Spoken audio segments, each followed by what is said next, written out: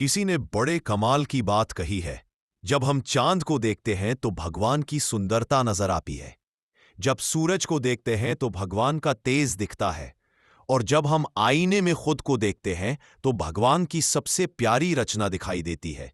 यानी हम खुद इसलिए खुद पर भरोसा करना सीखिए। नमस्ते। आप देख रहे हैं ये कहानी पुराने जमाने की है। एक किसान था जो रोज सुबह सुबह अपने कंधे पर एक डंडा रखता और उस डंडे पर 2 घड़े लटका लेता। तालाब से पानी भरकर अपने घर तक लाता। यही उसका रोज का काम था।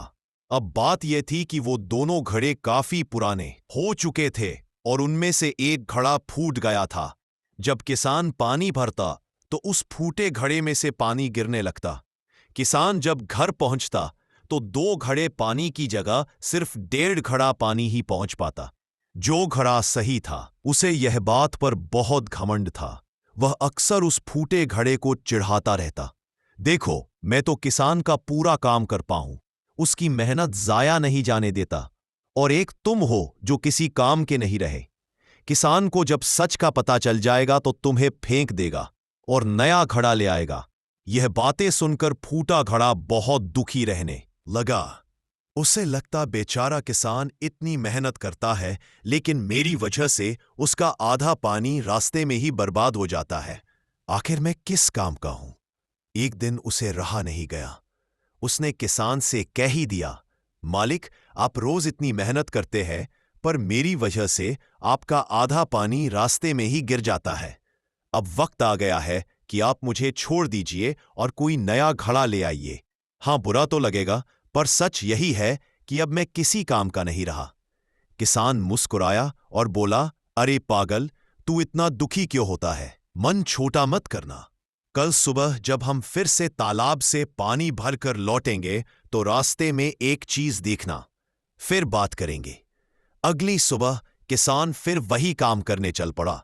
डंडे पर दोनों घड़े लटकाए तालाब गया, पानी भरा और वापस घर की ओर चल पड़ा। लौटते वक्त फूटे घड़े ने देखा कि रास्ते के किनारे खूबसूरत रंग बिरंगे फूल खिले थे। फूल देखकर उसका दिल खुश हो गया। थोड़ी देर के लिए उसकी उदासी दूर हो गई। घर पहुंचकर किसान ने घड़े से पूछा, कैसे लगे फूल? अच्छा लगे ना? फूटा घड़ा बोला, हाँ मालिक, आज रास्ता तो बहुत सुंदर लग रहा था पर फिर भी उदास हूं क्योंकि आज भी आप पूरा पानी लेकर चले थे और घर पर सिर्फ 1.5 घड़ा पानी ही पहुंच पाया। आपकी मेहनत तो फिर आगे रह गई ना?